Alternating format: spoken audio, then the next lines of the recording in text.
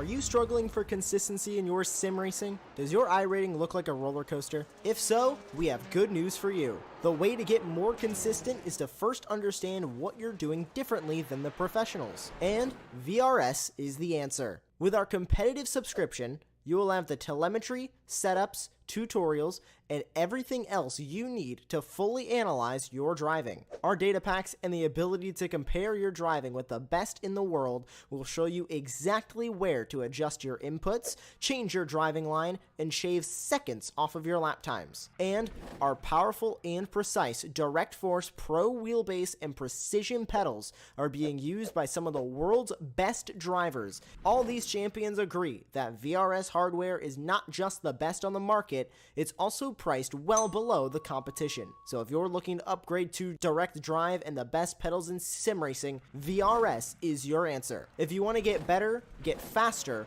and make it happen sooner rather than later, you owe it to yourself to find out why so many people are switching to VRS. You'll be so glad that you did. Visit www.virtualracingschool.com and learn why the best use VRS.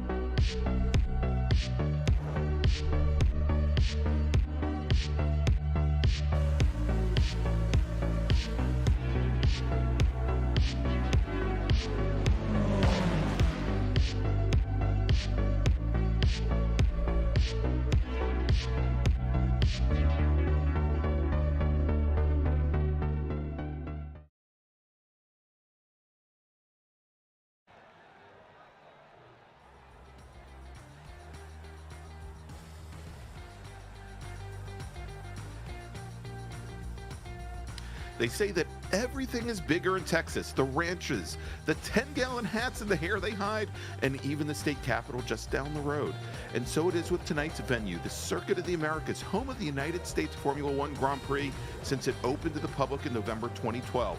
Not only does it have Big Red, the 133-foot rise that leads to Turn 1, but it has the Formula One attendance record with 440,000 spectators descending upon Elroy Road over a 3-day period just this past October. Like I said, everything's bigger. And so hi everybody, and welcome to the Esports Racing League's winter season, brought to you by Grassroots Motorsports Magazine, Spec Racer Sports, Common Gear, and new this week, and I want to welcome them to the Esports family. We've got Grass Paddock Motorsports, all of them here on Apex Racing TV. I'm Greg Ginsberg, and joining me in the announce booth for week number 2 of this young season is DJ Clark with Jonathan Grabowski in the virtual production trailer. And for those of you joining us for the very first time, we've got 9 weeks of action across 4 classes: Spec Racer Ford, Spec Miata, and new this season, 2 touring classes featuring the Volkswagen TDI Cup car and the brand new to the platform Toyota GR86 Cup car.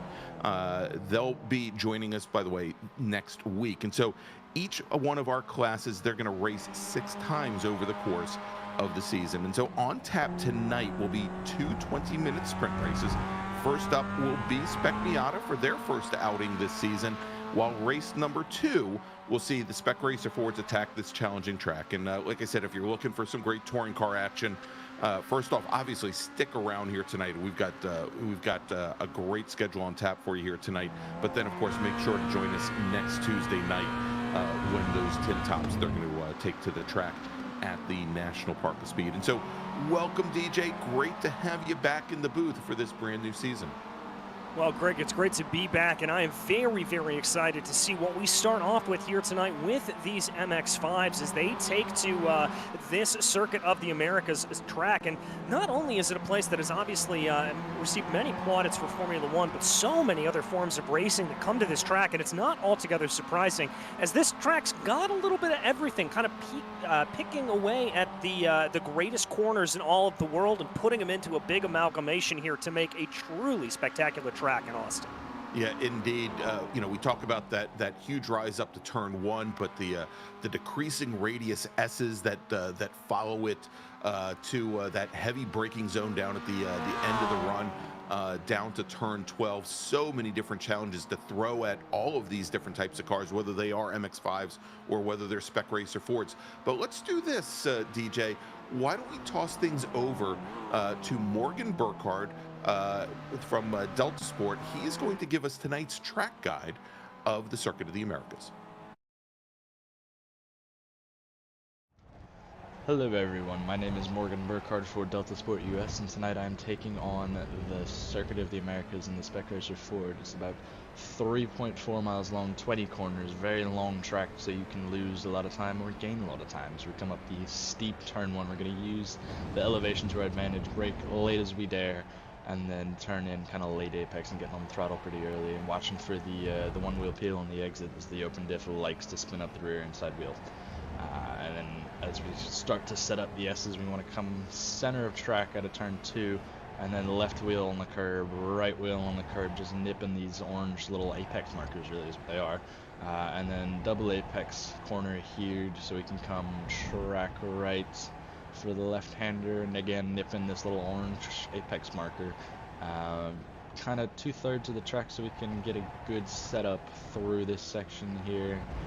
And then early on the throttle, so we can carry as much speed as we can into the, in my opinion, one of the most important corners on the track, because it leads one of the longest straight. So we're gonna look for our brake marker, hit that white line, and then brake as late as we can, get a late apex, early throttle, so that we can carry as much speed as humanly possible onto this very long back straight. It is so long, in fact, that in this car you can draft up to somebody, pass them, and then be passed again in the same straight. So it is, it's an interesting one to race with, especially when it comes down to the closing stages of the race. You really have to plan accordingly and be really deep on the brakes into this corner. We're going to look for the 100 board, use the entry curve to slow us down a little bit. Late apex, kind of track out all the way as much as we can, come back to the left of the track so we can enter the stadium section. And then this is a double apex corner. We're gonna try and just ease into the throttle a little bit to avoid the wheel spin, and then for this one, difficult corner, we're gonna try and brake in a straight line as much as we can, late entry, and then track out all the way so we can just keep up the minimum speed. And then this corner is just really long, ends up being a double, triple apex corner. However many you really want to make it, you kind of hug the exit a little bit and just feather the inputs to keep the car balanced through here. As we come into the end of the lap, we're just going to try and balance the car on the brakes, kind of late apex again, and then track right as much as we can to enter the final corner. Use a lot of the exit curb and the entrance curb, so you don't really get a 1X. And that is a lap of Circuit of the Americas.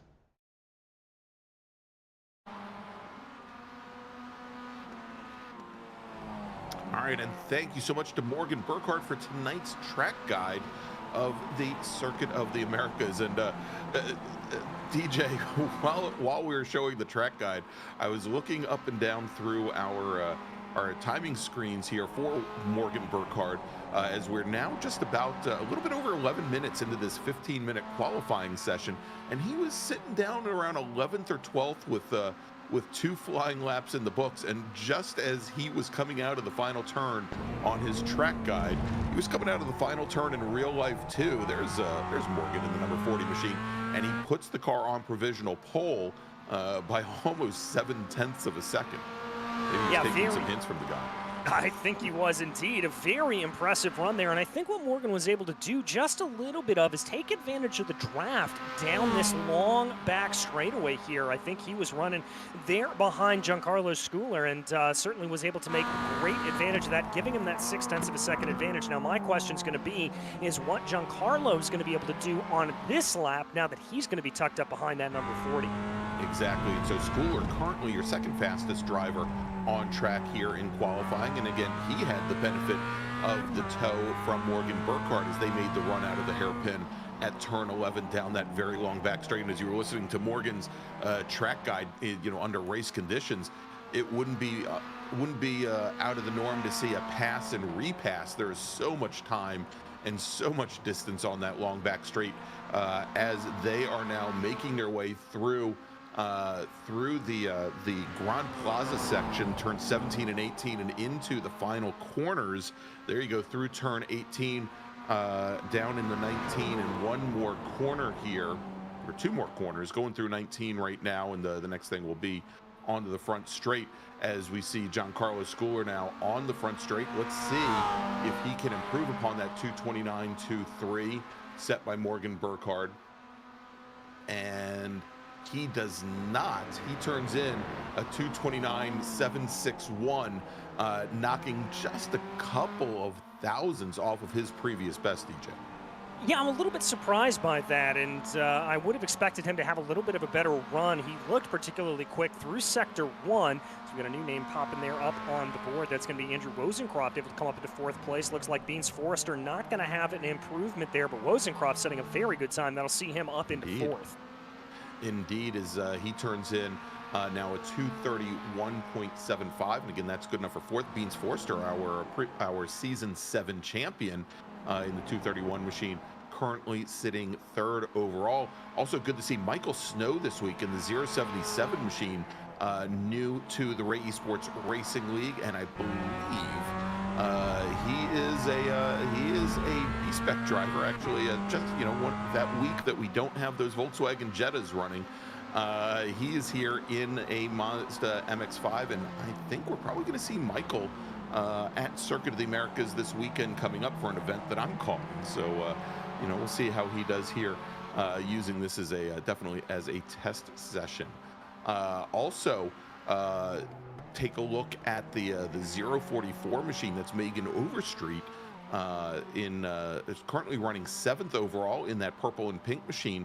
DJ, she had a great first outing in the Esports Racing League, finishing 2nd in Spec Racer Ford, and didn't quite finish, I think, where she wanted to in the GR86 Cup cars. She got caught up in a lap 1 incident, but made her way and passed, I think, 21 cars on the way to finish 18th or 16th overall in that race from a very, very hectic Mid-Ohio sports car course.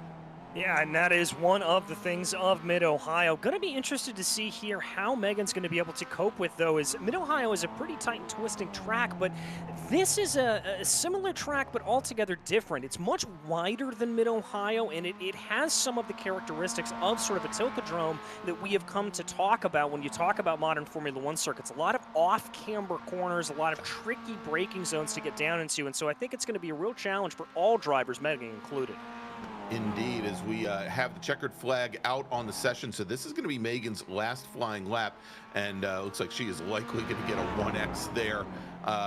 That is one of the big challenges here also, DJ. I mean, there's a lot of painted areas, and you know, if you wanted to open up your corners as much as possible, you could do that here at Circuit of the Americas, but you always run the risk of getting a 1X and having a lap time invalidated here at the track.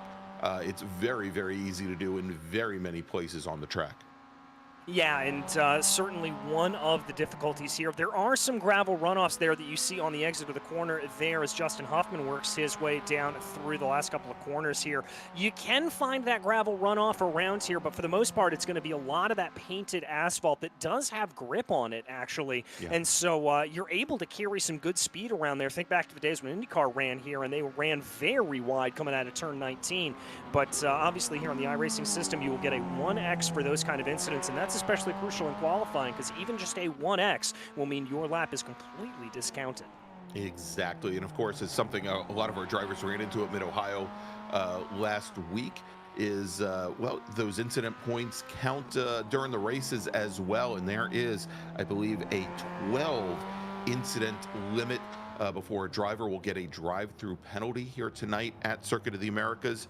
And if they accumulate 20 of them over the course of that 20-minute race, they'll be disqualified. As we're watching now Lewis Lockshine on his last flying lap there, and in the orange and white number 124 machine.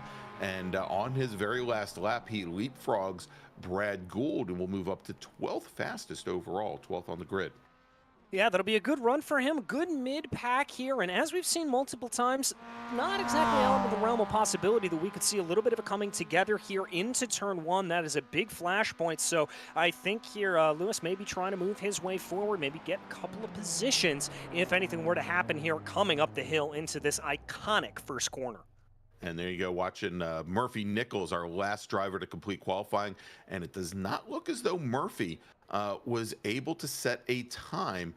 He and a number of other drivers, and a little surprised here, Deegan Greenfield not setting a time, Andrew Benna, Felix Borodati, and a pretty good number of them having some issues with those off tracks, with those incident limits.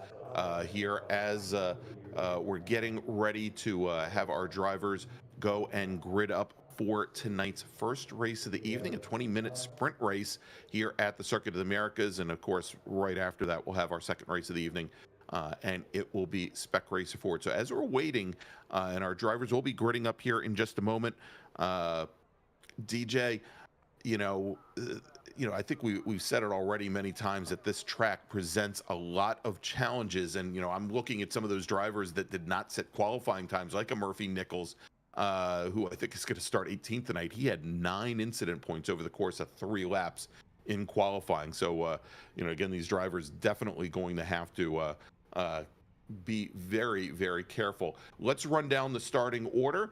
And on pole tonight with a qualifying time of 2:29.229 is Morgan Burkhardt with Giancarlo Schooler, his Delta Sport teammate, starting on the outside of row number 1. Then we've got Beans Forster, last season's champion, starting in 3rd, with Andrew Wozencroft starting in 4th. Michael Snow will start in 5th tonight with Tom Pendergrass starting in 6th. Megan Overstreet starts 7th with Trenton Kramer starting on the outside of row number 4. And then we've got Jim Brewster starts in 9th tonight with Charles Bailey starting in 10th.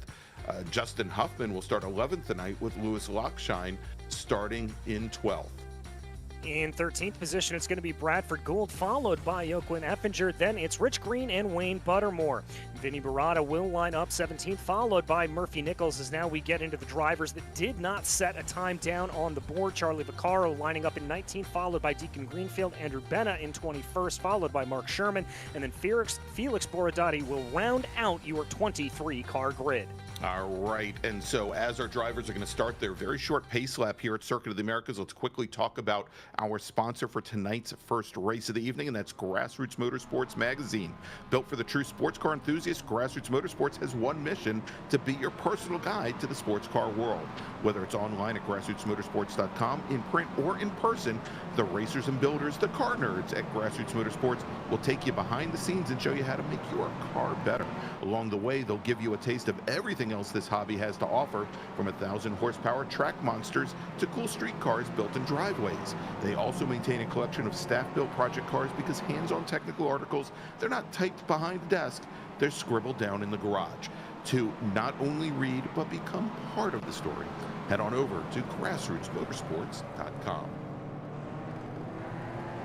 All right, so we've got the pace car. Actually, not such a short pace lap here, DJ, is the pace car now bringing the field into turn 17, into that Grand Plaza area where they've got the amphitheater just off to the drivers right there. That big sweeping, I guess, quadruple apex section there. I guess very much like Parabolica, as you mentioned. A lot of corners here. Very similar to other tracks. This track designed by Tilka in starting in 2010, and of course, I think the story of how Circuit of the Americas came to be almost as interesting as the racing itself. As the pace car has taken to the pit lane, Morgan Burkhardt has the field. His teammate Giancarlo Schooler just off to his right, then Beans Foster, Andrew Wozencroft, and a little strung out at the back of the pack. Looks like we've got some drivers trying to shade over a little bit and take a look. A late green flag here, and there we go. We are underway here at Circuit of the Americas. We've actually got 2 different start lines here, and the later start line is what they use. The finish line will be just out of turn 20 as Morgan Burkhardt takes the point heading through turn 1 as Giancarlo Schooler takes a very wide run through the corner, and we have cars now already off. Looks like Charles Vaccaro there in the grass to off on driver's left.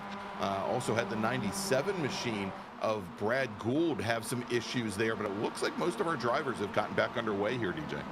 Yeah, they have. I was particularly watching at that start there, the number 80 of Wozencroft. He had a lightning start. Looked like he was going to be able to challenge around the outside, but he now finds himself all the way back down into 9th place position. We watch Charles right now trying to work his way through. He was the latest to be able to get the move done on Wozencroft. Now he's going to try to gain back in on Megan Overstreet up ahead of him. Yeah, there you go. And, you know, that is always the challenge on race starts and when it is congested going into turn 1, DJ, because the entrance to that corner is so incredibly wide. And with these MX-5s, you can probably go 5 cars wide. The problem is once you get past the apex, the track compresses down, it gets much more narrow, and you can do maybe 3 cars through there. And somebody always gets caught out, usually the one who goes all the way up the inside. As we watch this great little battle here, Burkhardt and Schooler have opened up a bit of an advantage early on, but Tom Pendergrass making up 3 positions, moving from 6th up to 3rd in that black number 23 machine. He's got Beans Forster now sitting back and forth right behind him, and then Michael Snow in the 077 car, and it looks like going around, that was, I think that was Joaquin Effinger in the 700 machine, not making his Texas fans proud there. You can see the big map of Texas on the doors, and unfortunately for Joaquin, he's going to be making a run from the back of the field. Yeah, he's going to have to try to work his way forward. I like seeing what we saw, though, out of Beans Forster and Thomas Pendergrass there, as Pendergrass runs a little bit wide coming out of turn 18. Beans tries to be able to take a little bit of a move, but the bump draft coming into play down the back straightaway there from Beans, that's a heads-up play. I think he recognized some pressure coming from behind in the form of Michael Snow and Trenton Kramer and tried to get it. Now he's going to try to make the move down to the inside off of turn 20. Yeah, look at that, and he didn't turn in late. He just cranked the wheel all the way over. You thought he would have lost some momentum on exit, but he manages to carry speed around Tom Pendergrass and move Beans Forster now, our last season champion, up into 3rd position. But just that little bit of battling, that whole group there, Forster, Pendergrass, Snow, Kramer, Megan Overstreet in the purple and pink car. We've got Charles Bailey and Andrew Wozencroft as well. Now almost 4 full seconds back from our lead duo as they have started to fight early. And looking at a great battle. These are the drivers that did not set times in qualifying. We've got Andrew Benna in the orange number 71 machine, Brad Gould, who had that early lap 1 off. And then we've got Murphy Nichols. This right now is the battle for 14th position. Yeah, and Murphy was looking very, very aggressive at the start of the S's there down into turn 3, 4, and 5. Now he's going to try to make a little bit of a move here on Gould as Gould ran wide coming through turn 9, and that is a position gain for Murphy. Good persistence, good aggression from behind for Murphy Nichols there to just keep everything up, and now he's able to gain that position. He's now going to set his sights on Andrew Benna. All right, let's jump back or jump up now. We're taking a look. This is Trenton Kramer in the 444 machine. Actually, we're going to jump over. There we go. There's Trenton. He's got Michael Snow and Pendergrass just ahead. And look at this. This is Trenton. He really goes to open up the entry into turn number 12 and see if he can sneak by. This is a move that sometimes will work. Here, of course, you got the long way around as you come into the stadium section into turns 13 and 14 here at DJ, and at least for the moment, it looks like Michael Snow has managed to hold off the 444 machine. But look how tight this is as they come out of 16 and start to go into that plaza section. A little bit of oversteer there that Trenton Kramer had to be able to hold up underneath him. You saw him switch that wheel to the outside to try to catch it. Now coming down into turn 19, he's able to keep everything underneath him, but they've got to be very careful because we've got a very fast driver in the form of Megan Overstreet right behind them, and I've got to think that 044 is going to be trying to make a move if these two start scrapping up in front. Yeah, indeed. And so Overstreet's made a name for herself recently in Spec Racer Sports, as she did last week in the Esports Racing League and some other open wheel cars, but showing that she can get herself acclimated to the tin tops here pretty quickly, making a run up the hill. There's the 444 machine of Kramer getting past Snow, and you can see Overstreet trying to take advantage of it as Michael Snow had made that very quick run to the inside in that 077 car running up the hill, and he now gets that move done. He is back into 5th place where he started this race just about 5.5 minutes ago.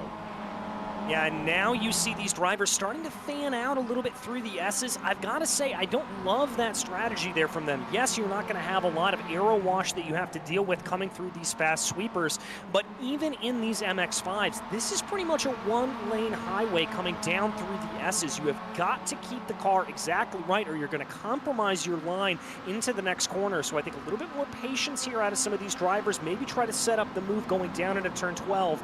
That may be the better way forward. Yeah, indeed, DJ. I mean, as soon as you get out of turn 2 and you start to get into the S's in the 3, 4, 5, and 6 complex, before you start to run up the hill towards turn number 7, they are decreasing radius, especially if you go in there side by side, or if you get thrown offline early on. It gets harder and harder to recover, and it is going to affect your speed all the way down into the braking of the hairpin, as some of these drivers have already found, as we're now watching Deacon Greenfield in the green and blue number 36 machine, and he's right behind the yellow and orange machine of Andrew Wozencroft. Greenfield having made up 10 positions. He started 20th tonight, of course, did not put in a time in qualifying. And Wozencroft, we've got a driver off, and that is, I believe, Tom Pendergrass. Yeah, I believe it was Pendergrass and Kramer there getting into each other coming down into the corner. It looks like they just made a little bit of side-by-side contact, and that was going to be enough to spin the both of them around. Good heads up from the rest of the field, though, for avoiding that action. Yeah, indeed. When you have all those drivers, in a line, hard under braking, under threshold braking, they don't have many options to try and avoid, but it looks like they got through. Let's take a look and see, and if we could track down what happened going into turn 12, into that very tight corner there. We caught I think we just caught the tail end of it. We'll see if we can get something a little bit closer as we go on here. As we go back, and here we go, as they're coming in, and this wasn't in the 12. I guess this was down into a 16, and yeah, you can see just maybe a little bit optimistic under braking there, DJ. Yeah, and I think the 444 there, if you watch it, started to lose the rear end of the car. Maybe just had that rear end snap out a little bit. Could have been a little bit of rear brake lockup there for Kramer, and that was enough to be able to send him around. He looked like he was already starting to spin before he actually made contact with Pendergrass. So a very unfortunate situation there for both drivers. Wow, and there you saw what some of these apex curbs will do. The sausage curves at the apex, is Andrew Benna was almost faster on 2 wheels than he was on 4 wheels. I guess there's less friction there as he was coming through that 3, 4, 5 complex. And Murphy Nichols is locked in with the number 71 machine. They are currently running 11th and 12th, and as they now come down into the hairpin. And it looks like we had another driver that may have had an issue there, and I think that was the 63 of Bailey, the black with the red striped car. Was a little bit offline coming out of the hairpin. He's managed to recover. Doesn't quite have the ultimate pace down the straight, but here under braking, Michael Snow, and it is, well, let's see, it's Snow and Greenfield, who's all the way up to 3rd, TJ. Yeah, that is a gain of 17 positions. By far your biggest mover in the race here at this point. The closest one to him is Andrew Benna, who's up 10.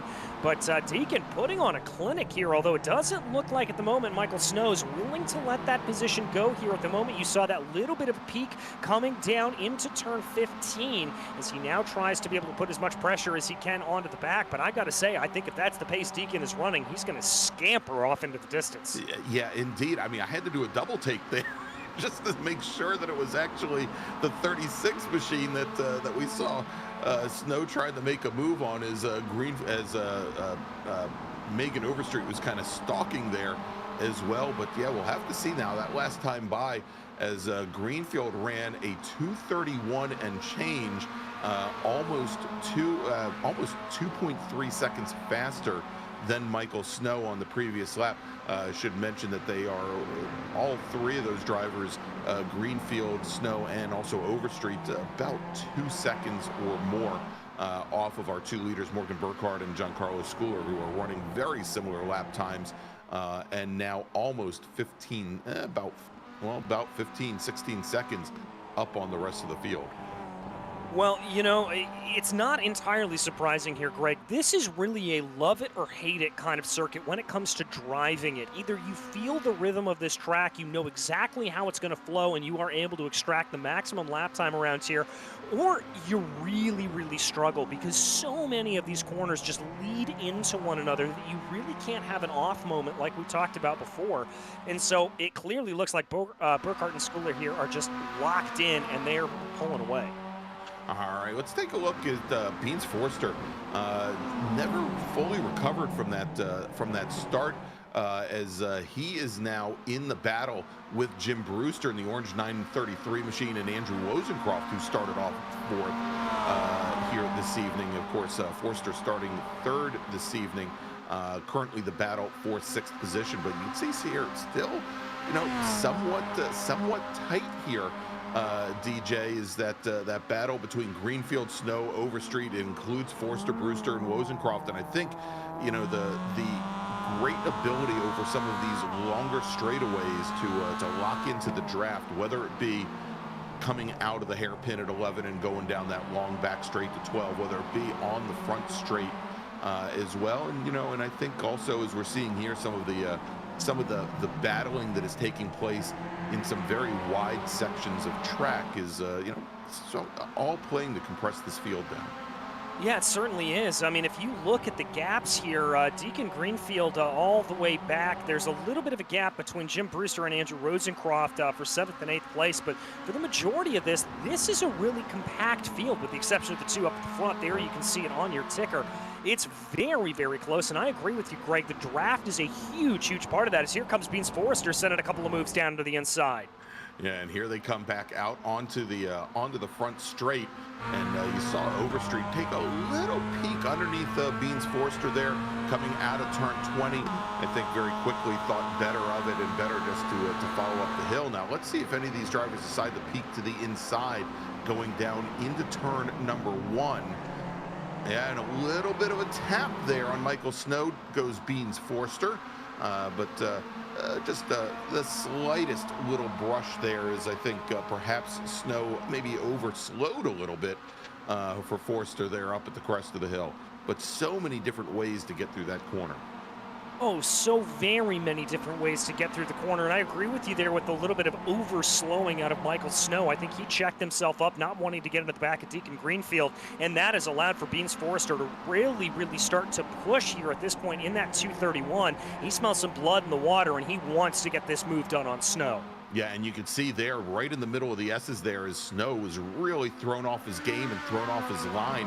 Lost a lot of momentum, as it allows Forster to come up alongside and outbreak the 077 going into the hairpin. That's also brought Overstreet and now Jim Brewster into the game as well. And in just the last lap, DJ, we've seen Brewster and Wozencroft make up almost 8 car lengths, maybe even 10 car lengths, and I think it was all owed to that little battle in the S's between Snow and Forster. You read my mind. That's exactly what I was going to say it was, is now we're fanning out 2, almost 3 wide coming down into turn number 12. Hopefully Wozencroft's going to be able to get that through. Looks like Overstreet not able to get the move done on Snow. Forster continues to hold in behind Deacon Greenfield right now. We've got a bunch of couplets here really that are starting to form, but it's all part of this longer train. Yeah, indeed, and we can see there as they came through the stadium and Ground Plaza sections that Wozencroft got around Brewster, but both of those drivers maybe fell off the pace of the 3 cars up ahead of them. You can see that gap now between the purple and pink car of Overstreet back to Wozencroft and Brewster, but it's starting to look like Charles Bailey and Lewis Lockshine starting to get into that fight as well. I want to welcome back Lewis. Haven't seen him since about the middle of last season, and the 124 machine currently running 10th overall, starting 12th tonight. A little bit of a wiggle coming out of the final corner from Charles Bailey. Yeah, a little bit of a wiggle, and that's going to be a recognition here from Lewis, and I think he's going to try to maybe make a little bit of a play here into turn 1. Certainly it had to be a little bit earlier on the binders, though, to make sure he didn't run into the back of that number 63 machine. They're going to fan out in single file order here at this point, but we've got to check back in on the front of this battle because it's looking a little spicy. Indeed we do, as I believe we are on the very last lap here. Or probably no, we're only 15 minutes into a 20-minute race. Who am I to short these guys 5 minutes? But yeah, indeed, as Beans Forster made a move on Deacon Greenfield, going up into turn 1 was side by side as they started to roll down the hill into turn 2. Forster not able to get around the number 36 machine, however, and you can see that 231 machine though locked in on the 36. You know, whereas Greenfield had that great pace early on, might have run the tires off a little bit in trying to work his way up towards the front of the field, and getting a little defensive now on the 231. Yeah, getting a little defensive here because he knows the speed that Beans is going to have, and especially here coming down the back straightaway, it's going to be interesting to see what Beans decides to do. And I'll tell you right now, it looks like he's going to try to give the bump draft here to Deacon Greenfield. I think that's a smart play here, Greg. Try to extend the gap a little bit over Snow and see if that buys you a little bit of breathing room to then be able to battle it out a little bit later on in the race. Well, Snow peeks to the inside just a little bit, probably Forster had to dip to the inside just a little bit to defend. Greenfield kept his line up there, but I think that was more a defensive maneuver from Forster than it was an attack on Greenfield. You know, and even as they tried to break free of Snow and Overstreet and Wozencroft with that bump draft, that back straight is just so long, DJ, that I don't think you can punch a big enough hole in the air unless you've got maybe 4 or 5 car lengths coming out of the hairpin. Yeah, I mean, that's certainly what it's looking like it's shaking out to be here at this point, that you've got to have that big train to really get enough of a draft here. I mean, indeed, we haven't really seen all that many moves going down into turn 12. The majority of them have been because of little blips and bobbles from other drivers, either through the S's or through that stadium section. All right, as they work their way onto the front straight, and we have just 2 minutes remaining here, and we'll see, check to see if our leaders have taken the white flag. I believe we're going to have one more lap for Morgan Burkhardt based on where they are on the track here, DJ. Yeah, I think they are, but I got to tell you something, as it was just provided here by our director, Jonathan Grabowski. Ridiculous lap times being set down. Yeah. They are almost 2 seconds faster than anybody else out on track. Yeah, they've been putting down laps consistently in the mid to high 229s. There you go, as Jonathan has thrown it up on the ticker there, and you can see next fastest drivers on track are going to be Greenfield and Forster, and they are running almost exactly 2 seconds off the pace of our leaders, and Burkhardt and Schooler just have not let off the throttle since the start of this race. As we jump now back over to this battle for the last step on the podium, as Beans Forster takes a look to the inside and at the hairpin, and not quite close enough, and going around coming out of the hairpin is Megan Overstreet, so she is going to drop back now. She had been running in 6th position. She's going to fall all the way back into 10th, and that has also opened up a little bit of ground now for Forster and Greenfield, as we've got Michael Snow now fanning to the inside. I think he realizes time might be running out if he's going to get out of 5th position and battle for that last podium position, as they come now into the stadium section, now called the stadium section. It's actually a soccer or football stadium. sitting in that center area now, built up back in 2018. As we jump back now over to our leaders, Morgan Burkhardt and Giancarlo Schooler, and the white flag is in the air as they cross the stripe, the finish line, with only 2 seconds to spare. Again, the finish line here at Circuit of the Americas almost immediately after you come out of turn 20. So last lap now for our racers as we take a look now at the battle for 7th position. We've got Charles Bailey in that black and red number 63, Jim Brewster in the 933 machine, and Lewis Lockshine, and they have now dropped it back about DJ about 10 car lengths off of the battle for 3rd. Yeah, we've got 2 trios now, and really and truly, that is all a result, as you said before, of Overstreet looping it coming through turn 11. That caused Wozencroft to have to check up a little bit, and then that just kind of dominoed down through the rest of the field. But as we watch Deacon Greenfield here, what he has got to do, Greg, is he has got to focus on the road ahead of him. He has got to ignore what Beans Forster does behind him. He has just got to run his lines coming through these S's. Yeah, indeed, and Forster has to do the exact same thing, obviously, now is Michael Snow trying to take a page out of Forster's book. Ran very wide coming down out of turn 1, tried to carry speed through turn 2 and into the S's to try and throw Forster off of his game, off of his line, but you'll see here has fallen about a car length back as they come out of turn 10, make the run under braking into the hairpin. Forster once again not quite close enough under braking, as we've got Snow running wide coming out of 11, gets back in line. That will bring Wozencroft maybe just a little bit closer as Wozencroft sits in 6th position. And now 3 wide, DJ going down to 12. Oh, this has got disaster written all over it in 3 different languages, but let's see who can do it. It looks like it's going to be Snow and Forster, but the battle of the late breakers. Greenfield super late diving it in. He's going to be able to sweep around the outside and hold on to the advantage, and here comes Wozencroft. Wow, and Wozencroft now pulling up right alongside Michael Snow as they go through turns 13 and 14.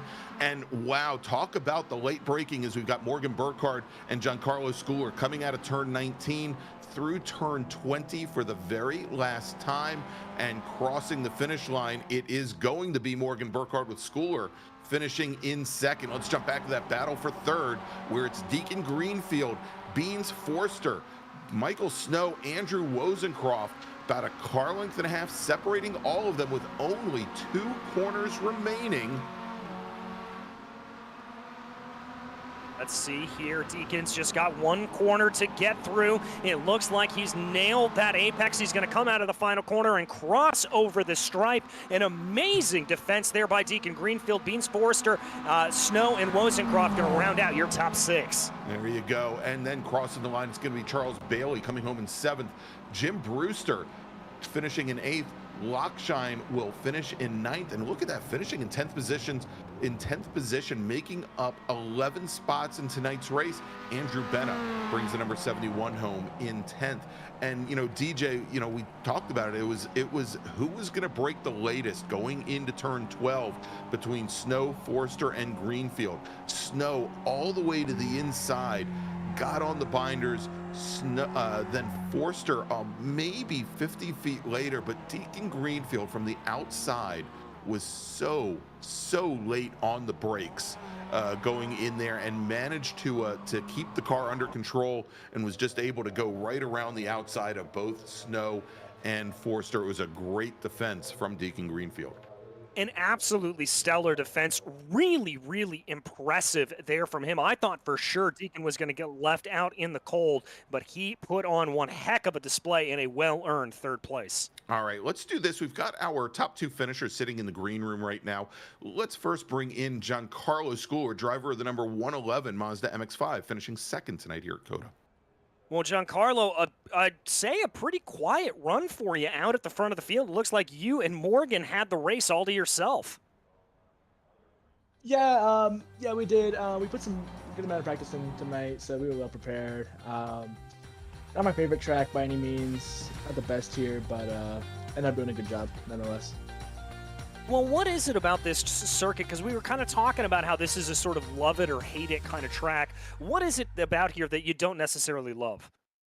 The track limits, man, they're so strict here, and it's really hard in this car. You want to get every inch as possible. So when it comes to these strict track limits, it's really hard to keep the incidents down here. Well, you were able to keep it down, and is this a little bit of a gauntlet thrown for the rest of the season between you and Morgan? Yeah, I'm sure we're gonna duke it out in the future. I'm looking forward to the races ahead. He had the pace here tonight for sure. But hopefully I can, catch up to him and battle him in the races going forward. Well, we certainly hope as well, Giancarlo. Congratulations here on a well-earned second place, and we'll see you out on the track here in just a little bit. Good guys, thanks. All right, there you go. Giancarlo Schooler finishing second tonight at Circuit of the Americas in the MX-5s. Let's bring in our winner, Morgan Burkhardt in the number 40 Delta Sport Mazda MX-5. Morgan, I just talked to Giancarlo. An absolutely dominant performance up by the both of you at the top of the field. This victory has got to feel pretty darn good.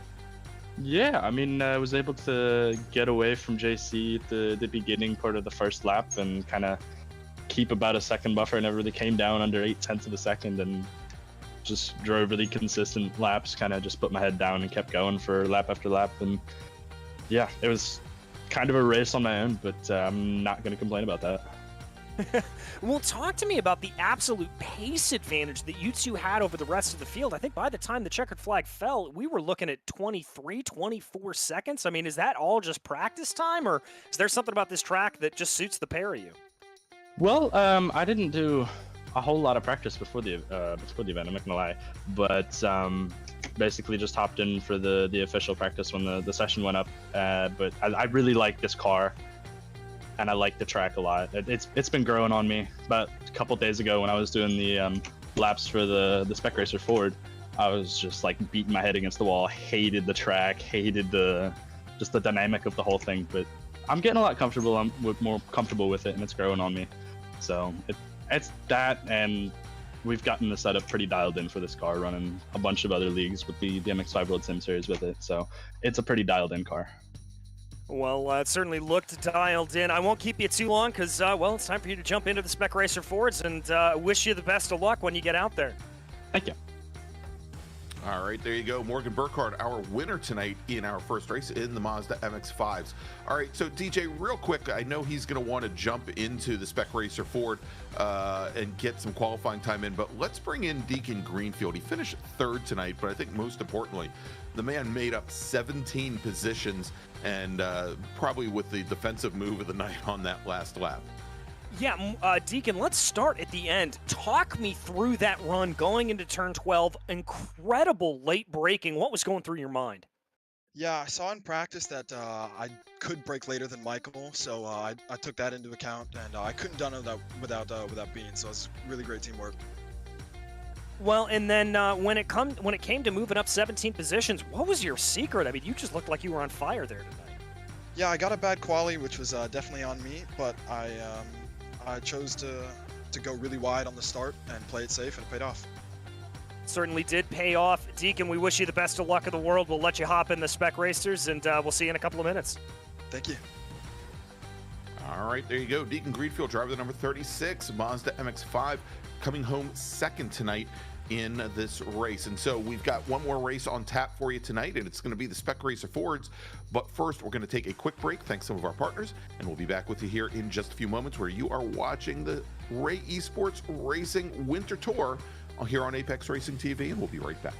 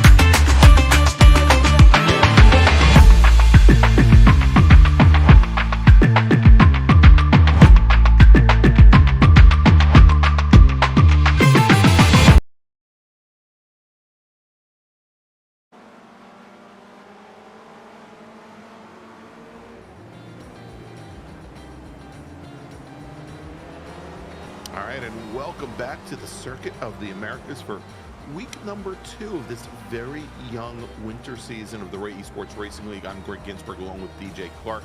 And DJ, you know, great race in Spec Miata and the MX-5 Cup cars, and I'm sure we're going to see more of the same here in Spec Racer Ford, and maybe some of the same players, but we'll see if maybe at the front of the field, maybe a little bit closer, as we're about 10 minutes into a 15-minute qualifying session here.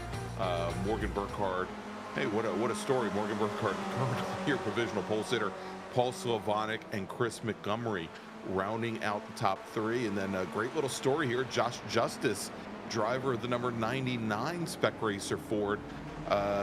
He hails from Texas. He is a Spec Racer Ford racer in real life, and he is registered to race at the Hoosier Racing. I hope we're not pissing anybody off here, but the Hoosier Racing Tire SCCA Super Tour at the Circuit of the Americas this coming weekend. As a matter of fact, last weekend I was talking to Josh, and he was running in another league that was racing at, I think it was Sonoma, and he says, this is the only time in the next 2 weeks that I'm going to be racing anywhere other than COTA. So we'll see how he does, and maybe how he does tonight is a harbinger of things to come. So hey, real quick, let's as we've got about 4 minutes here left in qualifying for the Spec Racer Fords, let's quickly take a look back to week 1 of the new season, and we'll talk a little bit in just a second about that Spec Racer Ford race. But I just wanted to quickly give you some point standings as we had our touring classes, the GR86 Cup cars and the Jettas run last week. Caleb Patry taking the overall win in that race in his GR86 Cup car. Giancarlo Schooler, who we just talked to a few moments ago, finishing second, and Will Robbins coming home in third. Skip Brock Jr. finishing fourth, and Bob Kucera fifth. And interestingly enough, Will Robbins actually picked up a bonus point, and so he and Schooler are currently tied for second in that class currently, again with just 1 lap in the books. And there you go, there are the championship standings, and very close as you run down through the order there. If we take a look at the Volkswagen Jettas, or what we're calling Touring 4, Morgan Burkhardt took the win, with Beans Forster coming home in second. Andrew Pilata and Paul Slavonic, a couple longtime SCCA autocrossers, coming in third and fourth, with Trenton Kramer coming in fifth. And that is exactly how the points are laid out right now in what we're calling Touring 4. Those are the Volkswagen Jettas. And so let's quickly then take a look at Spec Racer Ford, DJ, because they had their very first race of the season last week at the Mid-Ohio Sports Car Course. Sounds like a broken record right now, but your provisional pole sitter, Morgan Burkhardt, took the win. Margin of victory, almost 4.7 seconds over Megan Overstreet. And this is a race where Burkhardt early on had it kind of rough. It was Burkhardt, it was Antonio Rice, and also our season 7 champion Beans Forster in a 4-car breakaway to start the race. Overstreet was just kind of sitting back and watching the top 3 cars battle it out. She was just I think waiting for something to happen. And it did for both Rice, who spun the car over by turn 4, and it happened for Beans Forster, who spun the car, went deep down into the carousel, and lost the car there. That moved Overstreet up into second. Rice was able to recover. He brought that 914 car home third, took the last step on the podium. Justin Huffman finished fourth, and Wozencroft finished fifth.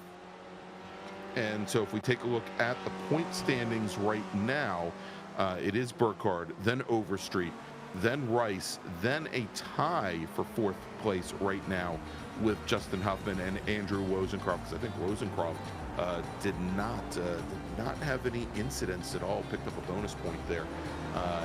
So you can see those 2 drivers actually tied, and then very close behind is Beans Forster. I'm sure, even though just only 1 weekend in the books, I'm sure our last season's champion not relishing sitting 7th in the championship currently coming into tonight's race.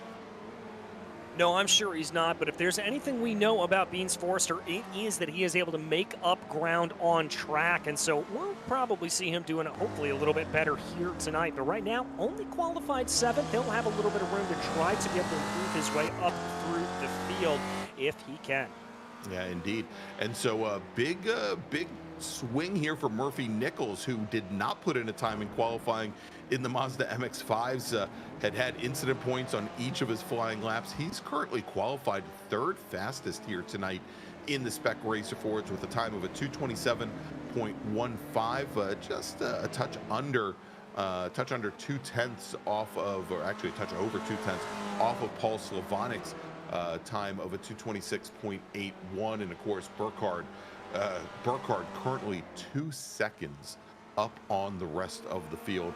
Fastest time for him, provisional pole time at 224.70. So believe me, there is a big margin for some of our remaining drivers to place their cars into, as the checkered flag is now out on the session. And I believe most of our drivers have actually already completed their final flying laps. Yeah, it looks like the last couple are coming across right now. You just saw Joaquin Effinger there having a little bit of a problem, having a spin coming down into the corner, so that's going to throw him off and around and discount that lap. We watch John Vogel here. Looks like that is going to get him up into 5th place, so a good time for the number 4, and that's going to find him perilously close there to Murphy Nichols up in front of him. They're only separated by about 0.08 of a second. Indeed, and so Beans Forster, who just a few moments ago found himself sitting 7th fastest overall, he moves himself now up to 3rd fastest, provisionally starting on the inside of row number 2, a much better starting position for him. But probably the most worrying thing is he is all of 2.1 seconds off of Morgan Burkhardt's qualifying time. But Forster and Slavonic very close, only about 0.09 of a second separating those two drivers here after 15 minutes of qualifying, as our last drivers making their final flying laps. We'll see if John Vogel can improve upon the 227.23 that he put in. The driver right up ahead of him is, I believe, is that Vaccaro, I think, directly ahead of him. Well, just ahead of John Vogel. I'm trying to. Oh yeah, that is the number 5 of Murphy Nichols. Is John Vogel getting a little bit of a draft off the number 5 machine. I was so used to seeing that all-white Mazda MX-5 from the last race. I didn't recognize Murphy's Spec Racer Ford. Yeah, certainly there with that livery on it, but that's going to be helpful here as well. Remember, we talked about how helpful the draft was in the MX-5s. It's going to be equally helpful here in the Spec Racer Fords, as now we watch Joshua Justice bringing the car down through the last couple of corners right now, down through turn 20. Indeed, I'm not sure if this is a flying lap for Josh. He's going to come across the line there. Looks like that either wasn't a flyer or it's going to be no improvement. He'll stay in 9th. Exactly, and so we'll see if the last two drivers, Nichols and Vogel, who should be coming through the final corners right now. We'll see if those times count for them, as looks as though at a 227.23 and a 227.15, looks like those last times did indeed count. Both drivers improved, but they're not going to swap positions here, as Murphy Nichols manages to hold off John Vogel. Murphy's going to start on the outside of row number 2, and Vogel on the inside of row number 3. And so that'll be interesting. I think we're going to see a big fan out like we saw in the MX-5 race coming down into turn 1, as well as a little bit of problems there potentially coming through the S's. Those can both be big flashpoints. A lot of the same talking points that we talked about in that last race going to be still relevant here for the Spec Racer Fords. Indeed, as we saw Josh Justice doing his pre-race donuts here, as we've got the grid. Drivers now heading onto the track, lining up behind the pace car. Your pole sitter tonight, Morgan Burkhardt, in that Delta Sport number 40 machine. A 224.701 is your pole time.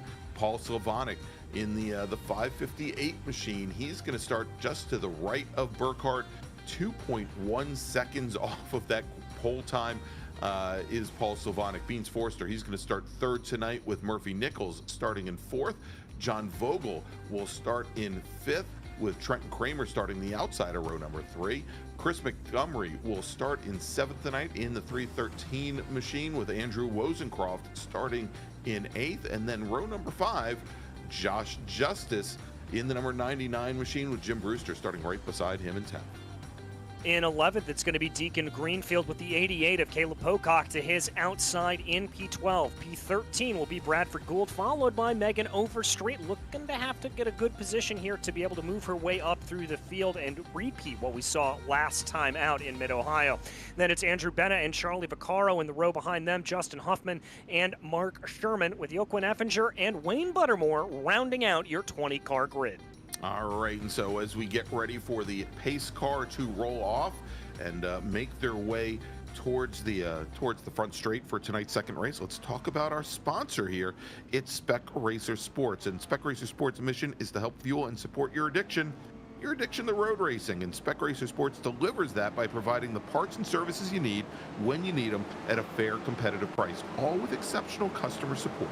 Located trackside at Motorsports Ranch Houston, Spec Racer Sports offers exceptionally prepared Spec Racer Fords for rental as well as for sale, and in addition, they offer storage and support technical services such as chassis dyno work, driver coaching, and fabrication. Find out more about Spec Racer Sports and their services by visiting www.specracersports.com. I would suspect that I will probably be meeting up with some of the Spec Racer Sports folks this weekend as well. We'll see how much I can wander out of the announce booth. I don't know if I'm going to want to, DJ. I think I was looking at the weather down there after that big freeze that they had last weekend. It's supposed to be up around 80 degrees on Thursday, and then as if they knew I was coming into town, it's supposed to drop into the 50s on Friday when I land. So, I feel I was just in D.C. this weekend, and it feels like we touched the ground right as it got as cold as humanly possible. So yes, exactly. Oh my, back in my old stomping grounds. All right, so pace car now, bringing the field up towards turn 19, or turn 20, pardon me. You can see that dip out of turn 19 as it rises back up. Morgan Burkhardt, your pole sitter, now has the field. Paul Sylvanek in the red 558 machine to his right. Nichols and Forster making up row number 2. And we'll see if the start is as late as it was for the Spec Miatas.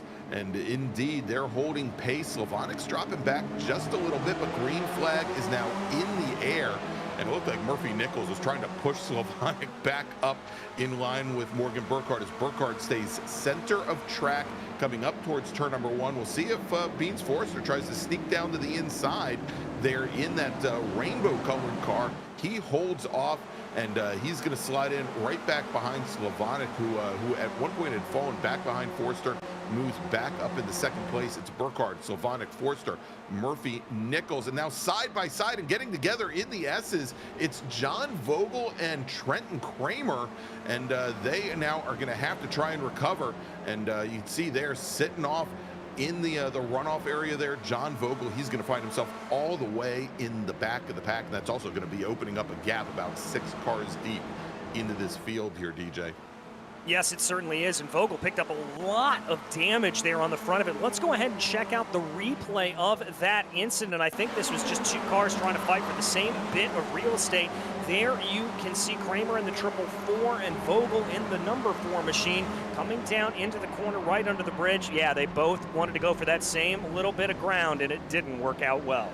Yeah, indeed. I mean, there was almost 2 car widths separating them as they came out of turn number 3, and as they came down to the apex at turn 5.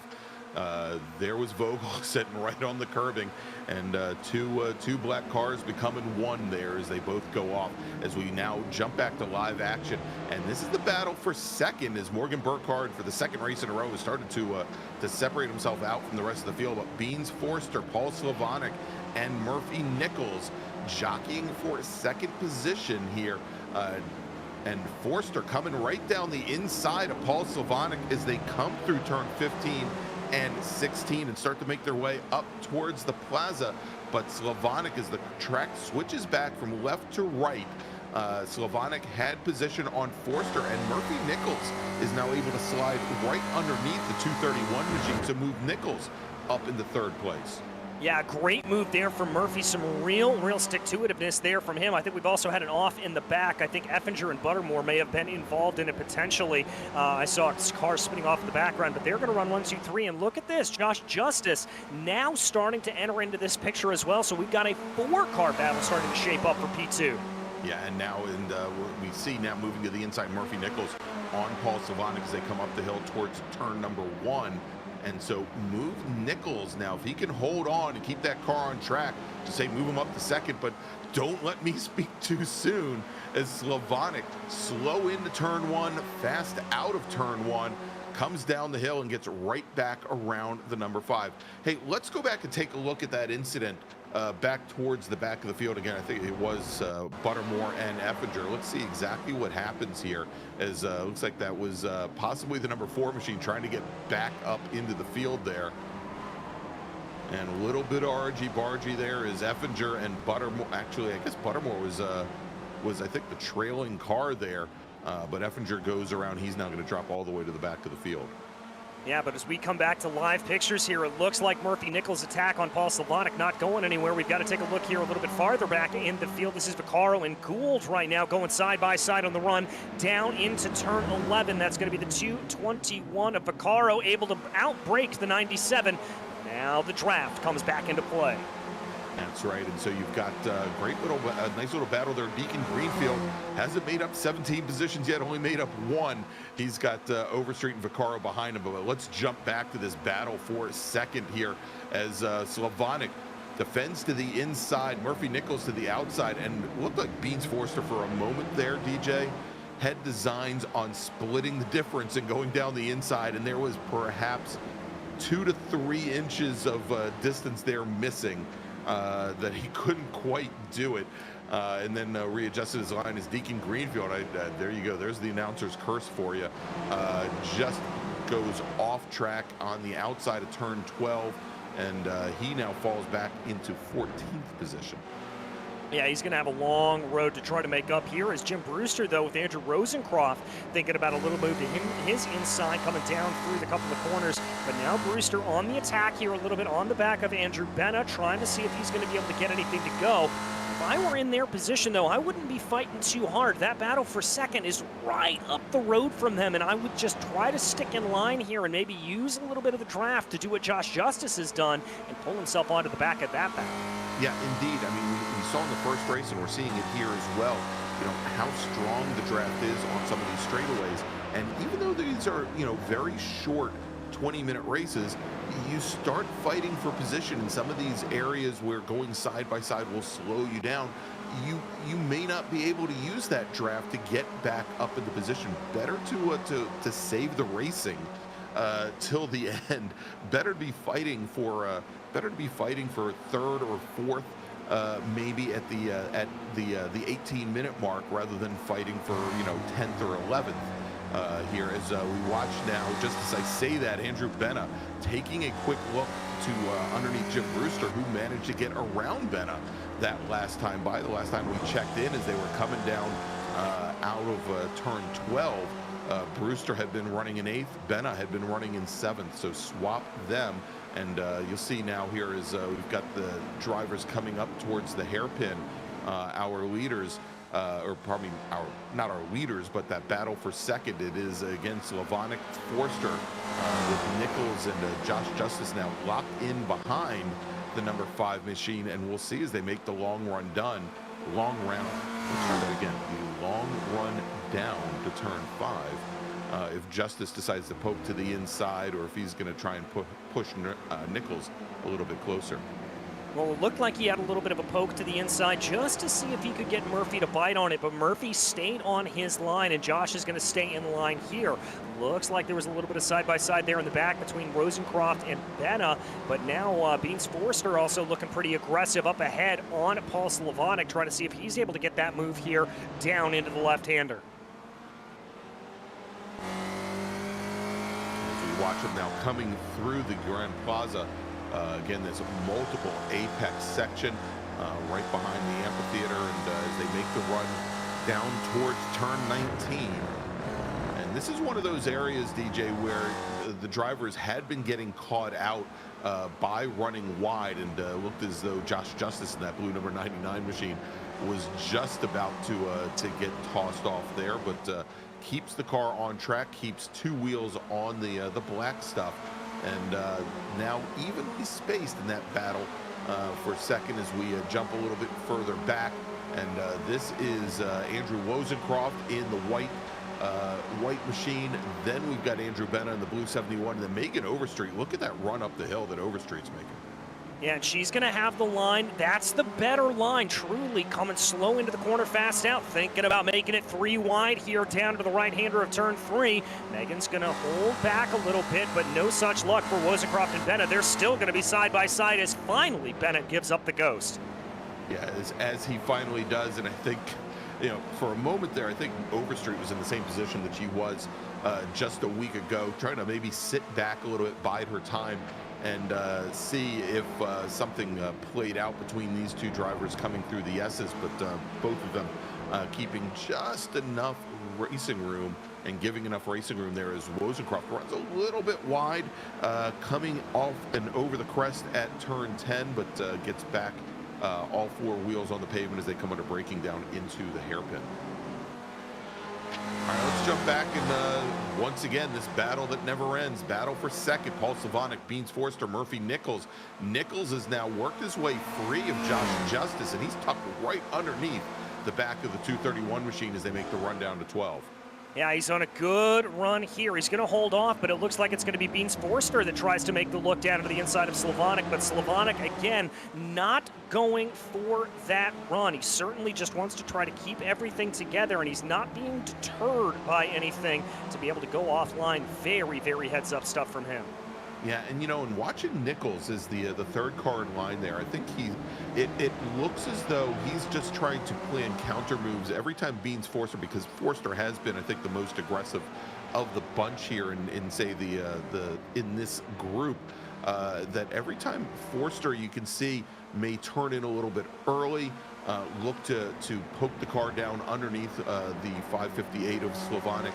Nichols just opens up the corner a little bit more, maybe turns in a little bit later, and tries to get a better run out of some of these corners. And we'll see how that plays out here as they come up the hill towards turn number 1, up towards Big Red. Well, this has been an area where we've seen a lot of drivers attempting some passes. It looks like here that Nichols is thinking about it. He certainly got the run. Going to get a little bit of a bump there to Beans Forster, as now Beans is going to go down to the inside of the Slavonic. And you saw a little whiff of brake lock up there pre-apex as they come down the hill, and Forster carried a little more speed up the hill, could not get the car woed down in time to get around the apex and carry speed back down to Slavonic. Holds on to the position, and I think that extra little tap from Murphy Nichols, DJ, might have been a little bit more problematic than Beans Forster would want to admit there. Yeah, I think so as well. That's just going to slow him down a little bit, and that was, I would have said, proved out a little bit, but the gap now at about 0.3 of a second between Slavonic and Forster. We check a little farther in the field here. This is Huffman, Gould, and Greenfield in a nice little battle for 11th place.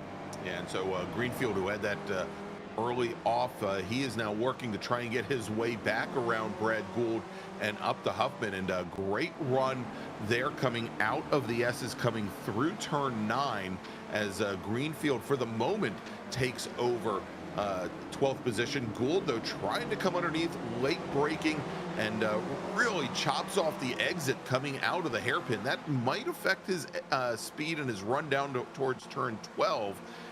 But again, it looks like he's able to lock in right to the back of the 36 machine, and maybe that I don't want to say it cures all ills, but certainly helped him coming out of the hairpin. Let's take a look now as Nichols trying to make a run around Beans Forster coming into the final corners here. All right, as this battle continues to flip-flop back and forth, they've got to be a little bit careful. Josh Justice still lurking in the background. He is certainly one that could be able to catch up to the back here if they continue to fight and go too wide now through 17. Yeah, they go too wide, and Murphy Nichols tucked right up behind both of them. But Forster now, he's got the inside position going into both turns at 19 and 20. We'll see if Slavonic can pinch down on the 231 coming into the final corner and maybe retard Beans Forster's run onto the front straight, but Forster goes and avoids, and Justice running wide coming out of the final corner. That's now going to move Jim Brewster up into 5th position as we now see Justice dropping back into 6th, and now side by side up the hill, big brake lock up from the number 5 from Murphy Nichols as Slavonic leads the trio back down the hill, and it is Forster and Nichols now in a battle for 3rd position. Oh, now here it comes. How is this going to play itself out? Beans trying to be able to get a line here on Murphy Nichols, but Murphy just running the line like he wants to through the S's. That's exactly the strategy he wants to run. Yeah, and he was there just, you know, as Forster has, again, been the aggressor pretty much since the beginning of the race and trying to dictate and probably less worried about Murphy Nichols than he was about Paul Slavonic ahead.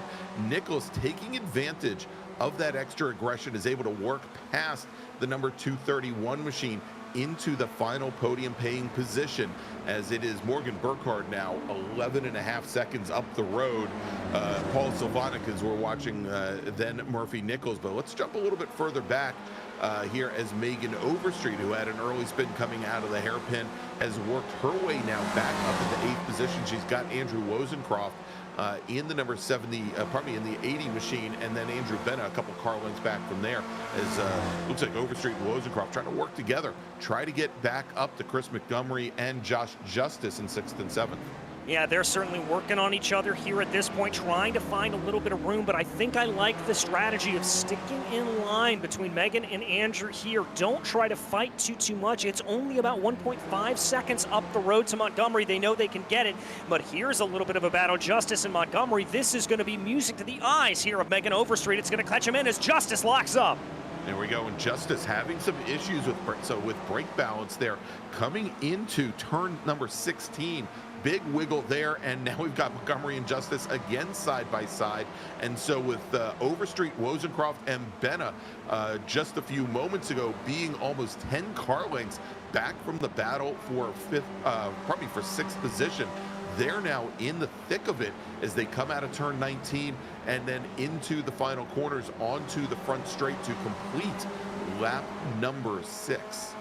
Yeah, and we're ticking closer and closer to that 5 minutes to go mark. Lap times here at about 2:25s. It looks like it's being set by your leader, so not too many laps here to be done. Yeah, and you know, DJ, we were maybe not astonished, but admiring the pace in the last race that Burkhardt and Schooler had. Oh, we've got a car that goes around coming out of Big Red, and that is, I believe that is Chris Montgomery. And so Montgomery now going to once again find himself in a fight with Josh Justice, but as part of that fight and as part of that off, it looks like Justice was involved as well. And so Overstreet, Wozencroft, and Benna all get around the 99 and the 313 machine. And let's see if we can see exactly what happened as they were coming down the hill. All right, so this is on the run down out of turn 3. Let's see. Oh, this is a little bit farther back. Yeah, they're coming out of turn 20, but maybe we'll follow this action for a little bit because, again, I think the incident was coming out of turn number 1. And so we'll see here is Justice right behind Montgomery as they go up the hill, under braking. You see Justice gets onto the brakes very early and then gets onto the throttle, gets right into the back of Montgomery, and looked like it didn't leave much room for Overstreet, Wozencroft, or Benna to get by, but indeed all three do. So move Overstreet up to 6th, Wozencroft to 7th, Benna to 8th. as we continue here. Now is Murphy Nichols starting to show his aggression, trying to find a way around the 558 of Slavonic. And, you know, as I've been watching this, DJ, Slavonic hasn't really had to do much as far as altering his lines to get very defensive. Then it just seems like the two drivers behind him, almost to a man, have been maybe overdriving the cars and been their own worst enemies here. Yeah, I have to agree with you there. We haven't seen a lot of defense out of that 558. He has just been running the line he wants to run and trying to be able to do it, and it's been very, very successful. Now he's going to get a challenge here from Nichols coming up to the inside. Let's see. My bet is that he's going to try to go for a little bit of an over-under here. Is Paul Slavonic. Let's see if that plays out. All right, and two brake lockups from Murphy Nichols, and that is indeed what it is, as Slavonic just runs, turns in late, comes underneath the number 5 machine and opens up the advantage. And not only that, with Murphy Nichols' issues coming out of turn number 1, move Beans Forster now back up into 3rd position, as the number 5 car was trying to recover, trying to get control of his machine all the way down the hill into turn number 2, but not before he loses a spot, as it is now Beans Forster's turn once again to attack the 558, as we now have less than 2 minutes remaining here at the Circuit of the Americas in tonight's Spec Racer Ford races. They come down the hill over towards the hairpin. And it looks like there that Murphy Nichols trying to give a little bit of help to Beans Forster, trying to see what he is able to do. There he is able to pull back into the lead. Slavonic's going to go all the way back down to 4th, make that 3rd, as now he and Murphy Nichols are going to be in an absolute drag race here down the back straightaway. Yeah, and there was nothing that Slavonic could do there, as Nichols pushed the 231 machine by. But we'll see here now as they go 3 wide. I think we've seen this before. Nichols going very deep from the inside once again. Is he going to be able to hold the corner there? He does barely. Oh, and contact between Slavonic and Beans Forster, as Slavonic was trying to work his way past Nichols, as he had a very slow exit out of the corner here as they come down into turns 15 and 16. And it is Murphy Nichols now up into 2nd position, with Slavonic and Forster very close behind as they come into the stadium, or probably into the Grand Plaza. Well, and it looked like there the Beans was going to try to get a little bit of a run, but we've got to give a little bit of love back here to our leader, because Morgan Burkhardt, much like he did in that first race, has dominated up at the front of the field, going to cross over the stripe and get 1 lap to go from Barney the Flagman. There you go, is Burkhardt now moving up towards turn 1 with a 15-second advantage over Murphy Nichols, but Nichols not worried about that. He's got more to worry about. He's got more concerns with Beans Forster and Paul Slavonic, currently running 3rd and 4th, directly behind the number 5. Slavonic now moving to the inside onto 231, coming up the hill with a little more speed than he's carried so far. He's going to push the 231 machine wide coming out of turn number 1 and down the hill. Move Slavonic for the moment up into 2nd, but in the 3rd, pardon me, but it is a very precarious position to be, as there are only inches separating the noses of those cars. But coming through the S's now, the 558 works his way ahead, and he's got the number 5 in his sights, as these 3 drivers now working their very last lap here at Circuit of the Americas. They bring their way through the left-hander of turn 7. It looks like Beans is trying to line himself up here for a good run down through 9 and 10. We saw him do this move a little bit earlier, going down into the hairpin at turn 11. Is he going to try for it again? Let's see. It looks like he's a little bit too far behind. I think he's going to have to wait for the draft down the long straightaway. Indeed, as they get under braking, and Slavonic moving to the inside, turning in a little bit early into the hairpin just to hold off and be sure that he keeps the 231 behind him. But it is a long way down to turn 12, and Beans Forster very early on moving to the inside of Slavonic. They are going to go door to door, side pod to side pod down this long back straight. A little bit of a tap before they get into the braking zone here, as Nichols is going to lead both Slavonic and Forster into 12. And look at that, Slavonic running all the way to the curbing, has to get on the binders, loses a ton a ton of exit speed, and that puts Jim Brewster now in the position to take over 4th position. Yeah, Brewster's now going to be trying to fight here to move his way up by Slavonic. The person who loves this the most, though, is Murphy Nichols, who's been able to scamper up to about 1.2 seconds in the gap. All right, and coming out of the final corner, out of turn number 20, to take his 2nd win on the night, Morgan Burkhardt takes the win here at Circuit of the Americas. It is now 2 for 2 for Morgan in Spec Racer Ford. He is your undisputed championship leader coming into week number 3 as our next drivers come out of the final corner. And Murphy Nichols, he's going to come home in 2nd place. Beans Forster gets around Paul Slavonic, so Slavonic is going to finish just off the podium in 4th. Jim Brewster, he's going to finish 5th. Megan Overstreet makes up 8 positions. She finishes 6th this evening. Andrew Wozencroft in that white number 80 machine, he comes home in 7th. Andrew Benna will finish in 8th, and Josh Justice will come home 9th. Chris Montgomery rounds out the top 10. Talk about a battle there as we watch our triumphant podium just kind of work their way around here, give each other a little bit of a victory salute as they come around. That was some of the closest, most intense battling I've seen here in the series for a long time. Oh, indeed. And frankly, so happy it didn't end in tears and we just got to see a great display all the way through. Indeed, indeed, indeed. And I think, Larry, for Morgan Burkhardt, I think I just saw the closest he had been with some of his competitors since they threw the green flag to start this race, and it was on the cool down lap.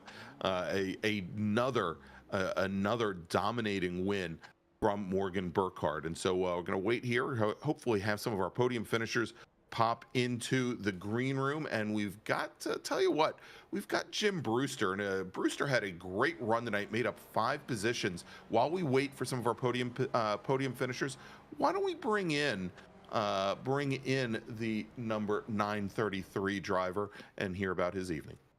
Well, Jim, a good run there for you, up 5 on the day. How did you fare out there, and how was that racing out on Circuit of the Americas?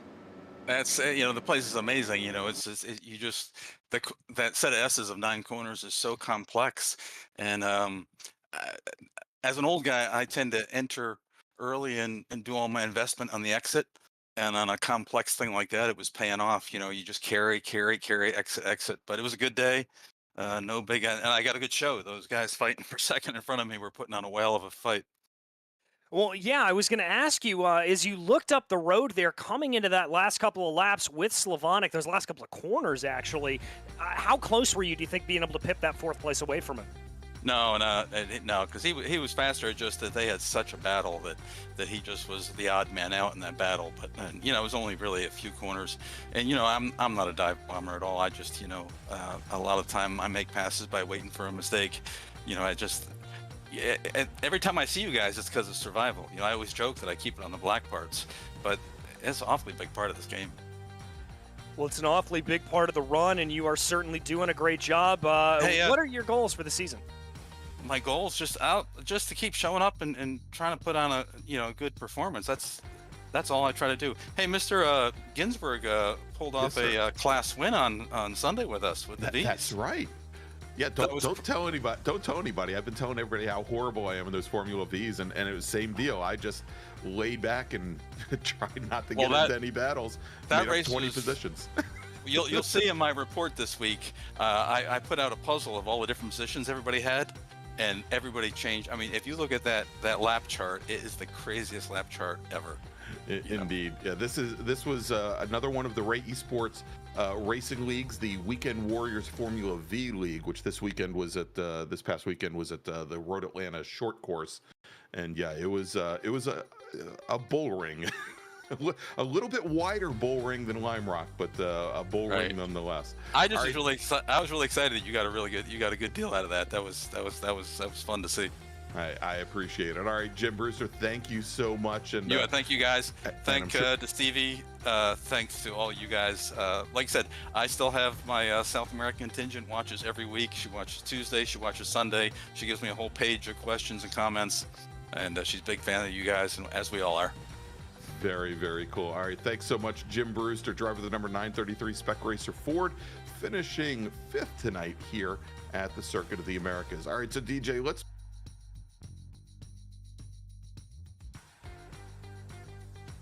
I just moved myself into the waiting room.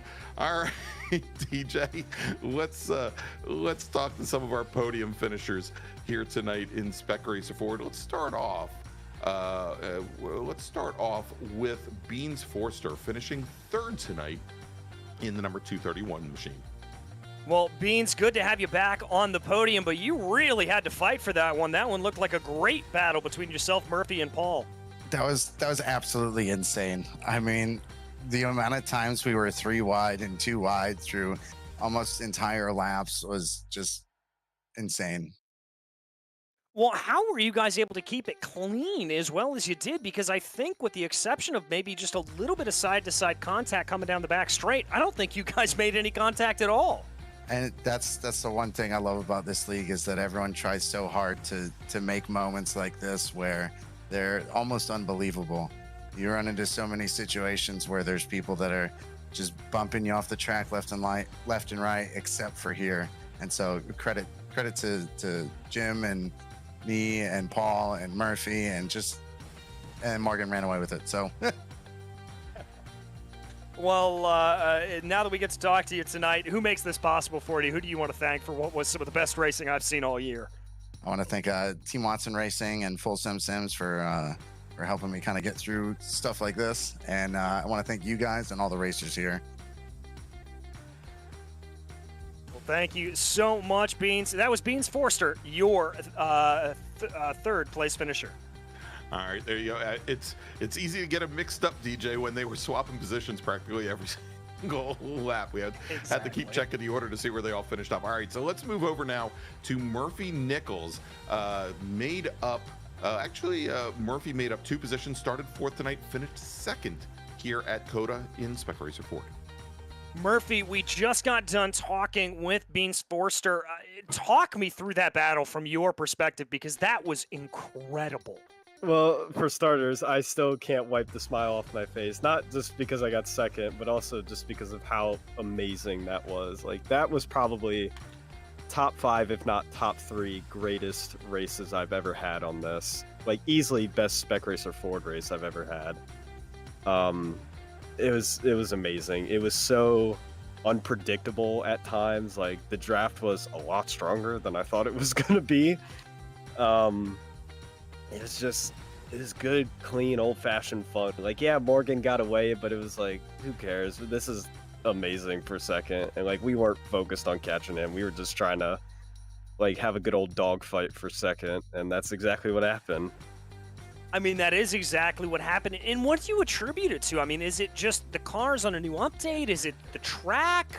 What do you really chalk this up to? I think it's just a little bit of everything. I mean, like, these are definitely draft-heavy machines. Like, you can be a couple tenths back and just be right on the bumper at the end of the long straight. This track has a little bit of everything. It has its good technical section where there's a lot of, like, back and forth. It's got its long straightaways where, like I mentioned with the draft, how you can just make up so much time there. And it also gives you, like, just some areas where you can pull away, like the S's, where that can really make or break how much time you have to somebody. And just these cars, like, they always tend to race really well. Sure, it can be a bit squirrely at times, but if you know what you're doing and you can make it work, and I'm sure just them being updated to, like, the proper specs, at least in my opinion, I think it's a lot better than what it was before. Well, it was the Gen 2 before it became the Gen 3, but I think it's just a little bit of everything that just made this race, especially in other Spec Racer Ford races, just so good. I mean, it certainly was incredible, and I got to tell you that we were so excited to see you guys battling like that. But Murphy, who makes this possible, man? Who would you like to thank for today? Big shout out to my parents, obviously, for doing this. Shout out to you guys, Beans and Paul, for keeping that clean the whole 20 minutes, even though it felt like an hour. Big shout out to Fourth Dimension Fun Center, Smoketown Brewing Station, Next Generation Security Systems, and all the other all my other sponsors, and just everybody. Like, shout out to everybody. Why not? Well, thank you so much, Murphy, and congratulations on second and an incredible battle. Thank you. All right, there you go. That was Murphy Nichols finishing second tonight here at Circuit of the Americas, and that leaves, I think, one person, DJ. Why don't we bring in, we've talked to him a lot tonight. Let's bring in, he's gotten a lot of airtime. Well, he didn't get a lot of airtime during either of the races. I'm counting the track guide. Let's bring in Morgan Burkhardt, our winner tonight in Spec Racer Ford, taking his second win of the evening. Morgan, we talked to you again. Another dominant performance out there. What are you attributing this one to? I'm gonna go with getting lucky with everybody fighting behind me, and I was kind of able just to go out and do some laps and not have to worry about the whole racing part of it, and just kind of go out and drive around. So it was kind of a simple one from my point of view. Just I got to focus simply on the driving part and not on having to plan where to defend and attack. Well, you certainly made it look good out there, and talk to me a little bit about some of the differences that you have to sort of mentally do in that very quick session in between the MX-5 and the Spec Racer Ford. How do you make that jump? Well, this actually, I unintentionally have been practicing for this since I was like 8 years old, with my ADHD 8-year-old brain, playing Gran Turismo and just hot lapping the Nürburgring in any car that I thought was good. So just doing that over and over again, it kind of made it really easy to just flip a switch in my brain and completely change the driving style. So you have to kind of drive the MX-5 sideways, and really you can throw it into corners and it's really forgiving. But the start, you have to be a lot more, I guess dainty is the right word, you have to be a lot more gentle with your input so that it'll actually rotate through the corner and not lock up or spin. So it's really just kind of flipping a switch in your brain and completely throwing out one driving style and bringing in another. Well, I'll certainly be making notes of that, but is this a harbinger of things yet to come here in this series? Are you gunning for the championship? I hope so. I mean, that's the plan. We'll see what happens for the rest of the season. I want to keep up this momentum as long as I can, but always the goal is to win the championship. Well, we wish you luck in that, my friend, and we'll see you on down the road. Thank you. All right, there you go, Morgan Burkhardt, who DJ, I'm going to say it right now, probably would not have won if I was not on the front end of his car. Just over the right front tire. I'm just now, as I'm watching some of the replays, I could see my face with my cheese head hat sitting right on the right front of his car. But so congratulations to Morgan Burkhardt for taking the win in Spec Racer Ford. And so as we wrap things up here from the Circuit of the Americas, as I was alluding to before, this weekend the SCCA is going to be at the real life Circuit of the Americas, and we're going to have some Esports racers. We're going to have John and Grant Vogel.